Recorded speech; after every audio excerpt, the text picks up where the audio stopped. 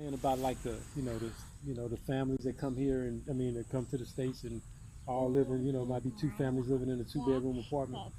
We don't understand that concept. It'd be people from places just like this, and you know what they do?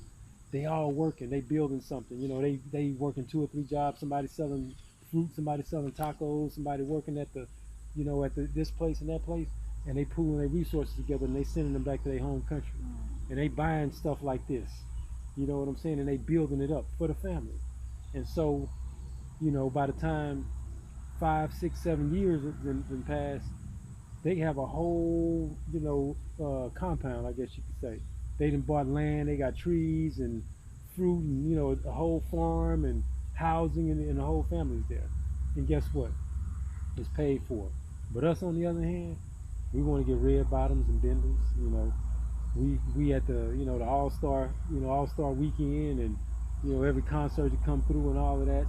That's what we spending our resources on. It's crazy because as a I don't want to call it race, but for lack of a better term, we don't call it a race. As a race, we're a smaller part of the population, but we spend about 50% of the resources.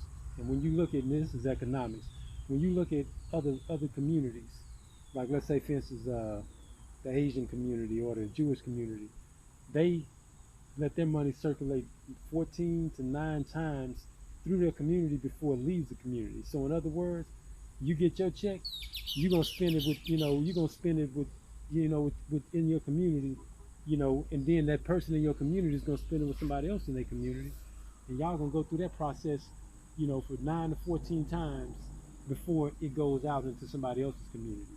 Us, I think they say our dollars stay in our community for 9 hours before it leaves. Because everybody that we spending our money with is outside our community. The first thing people paying is their mortgage and their car note. We don't own any of that. All the we paying the mortgage to the big banks or the rent or whatever. And then you got all of this other stuff, and then we leaving out of the community to go spend the money. And part of it is our fault because we're not putting enough businesses in our community to spend it on. But at the same time, when we do, we're not supporting those businesses. And that's our biggest problem is we don't understand economics. That's where most of the confusion comes in at. Because if we understood economics, we would be doing things to strengthen our communities and build up our communities. No, no, mama, don't take that out. As opposed to, you know, supporting everybody else's dream. I mean, it's just like this. If you don't have a dream or a vision, you're going to be enlisted to build somebody else's. And so those of us that do have a dream and a vision, we have such a hard time because people come with this destructive behavior, like, oh, I don't want to see that nigga make it, why, it's just like even with this, what I'm doing right here. I mean, I had several people come here trying to tear it down because they don't feel like I'm deserving of it.